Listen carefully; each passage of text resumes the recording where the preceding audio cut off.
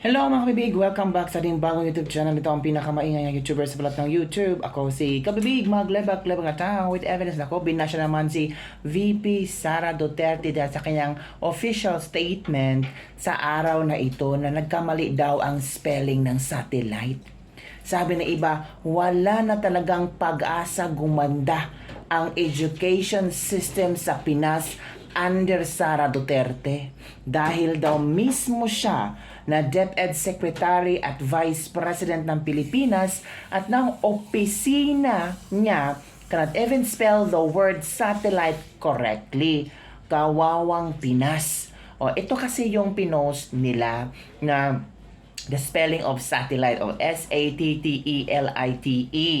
Yan ang nakita na medyo mali na hindi medyo mali kundi mali ang spelling ng official statement ni VP Sara Duterte.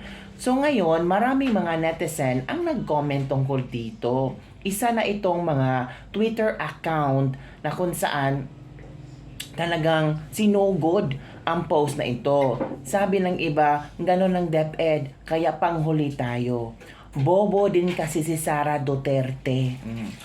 Spelling lang yan, typo error, huwag kang mag-feeling. Sabi to, ikaw nga wala kang ibang source kundi maging troll, kundi mag-imbento sa Twitter, wala kang makain. Sabi pa isa, control ako, ikaw anong tawag sa super troll? Kausapin mo yung 9 followers mo. So yun na, para nag-away-away na ang mga supporters ni VP Sara Duterte kasi merong pinalabas na official statement at tinignan ko talaga sa Facebook account ni VP Sara Duterte kung totoo ba itong wrong spelling ang word na satellite. Sabi dito, well, sabi sa akin ni Inday, talagang sinadya iyan dahil ayaw niyang mabore ang mga pulangaw, maboring or walang magawa para mabash siya. Kaya sinadya daw ito ni VP Sara Duterte.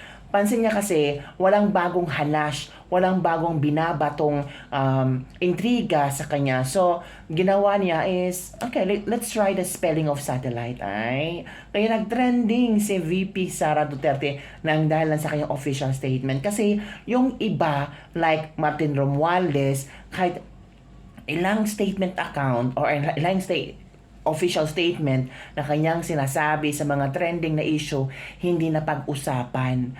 Dinedma ng mga tao. Pero itong si VP Sara Duterte, wrong spelling lang na official statement ay pinag-usapan talaga. So let's just check kung totoo ba talaga ito. Kasi mahirap sabihin na bobo si VP Sara Duterte, tanga si VP Sara Duterte, niloloko lang tayo, kaya ganun ang DepEd ngayon para ang mga kabataan walang natutunan kasi yung secretary ng DepEd, ganun ka bobo. Wow, coming from you. O eto ha, tingnan natin ang Facebook fan page ni VP Sara Duterte. Let's check. So hinanap ko mga kabibig. This was posted 12 hours. Okay. Official statement on caretaker duty. The Vice President will discharge her duties and will preside as chairperson of the Executive Committee meetings in Davao City during the official travel abroad of President Marcos from December 15 to 18. She will hold office in the DepEd NEAP Davao and OVP Davao Satellite Office. Satellite Office, let's check. Tama naman ang spelling, di ba? Tapos ito, let's check. Tama naman ang spelling. Sino ba ang nagsabing mali ang spelling? Nako, baka gumagawa-gawa lang kayo ng issue para talaga pag-usapan ang VP natin. Huwag ganun ha. Ganun talaga ang mga troll, no? Maghanap talaga sila ng ano. O, tingnan mo, satellite. Diba? Tapos ito, satellite, where is, tama naman ay spelling. Tingnan natin ha kung ano ang kanilang inilabas ko nung na mali na spelling ni VP. Let's check. Ito kasi iyan. O, yan o. Inquirer. O, yan.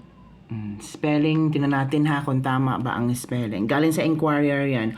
O, dito nakita nila na mali daw ang spelling ng satellite. Ito. So, yung VP Sara Duterte posted 12 hours ago, tapos itong Daily Inquirer 11 hours ago. So it means, sino ang mali? Kasi si VP Sara Duterte, this was posted 12 hours ago. Yung spelling ng satellite. O, tingnan natin ha. Mali ba yan or tama? Natin. Tapos ito, anong pagkakaiba? Nakita nyo mga kabibig? Ang pagkakaiba, tingnan nyo mga kabibig. O, ito talaga ang ano nila. O, yan. Tapos kay VP Sara Duterte, ito. So, sino ba ang nagkamali? O, 12 hours posting, VP Sara, Daily Inquirer, 12 hours na rin ang Daily Inquirer. Kanina, 11 hours yan. So, ano sa palagay nyo mga kabibig? Sino ba ang sinungaling? Or baka binago nila, later on nakitang typo lang yung pag-post ng official statement. So, pwede namang magkamali. Oy, nobody is perfect. Kung nagkamali man sa pag-post or spelling ng satellite, yung baka nga, 4 yung paa, magkamali pang lumakad. Kayo nga, hindi kayo masyadong magaling, magkakamali pa nga tayo. Nobody's perfect. Kung perfect ka, ay nako, hindi ka totoong tao. So yun nga mga kabibig, yun ang trending news ngayon. Talagang sabi ng ibang netizen, ito nabasa ko lang mga kabibig ha. Sabi ng isang netizen dito ito. Wala na talagang pag-asa gumanda ang education system sa Pinas under Sara Duterte. Mismo siya na DepEd Secretary at Vice President ng Pilipinas at ang opisina niya cannot even spell the word satellite correctly. Kawawang Pilipinas. O yan ha, ang mga komento ng mga ilang netizen. So ano ang inyong comments dito mga kabibig? Nagkamali nga ba ng spelling itong official statement ni VP Sara Duterte posted by Daily Inquirer? Yan Tapos, kay VP Sara naman, binago ba nila ulit ito? So, ano ang yung reaction dito mga kabibig na tila hinahanapan talaga ng lusot, ng problema ang ating VP na tumatahimik lang siya natatrabaho pero hindi pa rin siya nawawala ng mga hanash na mga trolls. And the same time, sabi ng ilang netizen, happy kami na nandito ang VP sa Davao. Full house na ang Davao. Punduhan nyo na lang marami ang Davao, ma'am. Gawin nyo tulad ng Singapore.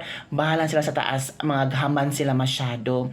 Sabi dito, protect our VP. We OFW, Inday Sara Duterte, your supporters. We love you and we care for you. So marami pating talagang naniniwala na may kakayahan ng ating VP. The most traveled president without benefits, si Pangulong Bongbong Marcos. Nagwawaldas ng pundo ng bayan kasama si Tambaluslos. Talagang nag-take advantage sa posisyon niya na wala namang idulot na pakinabang sa bayan. Buisit.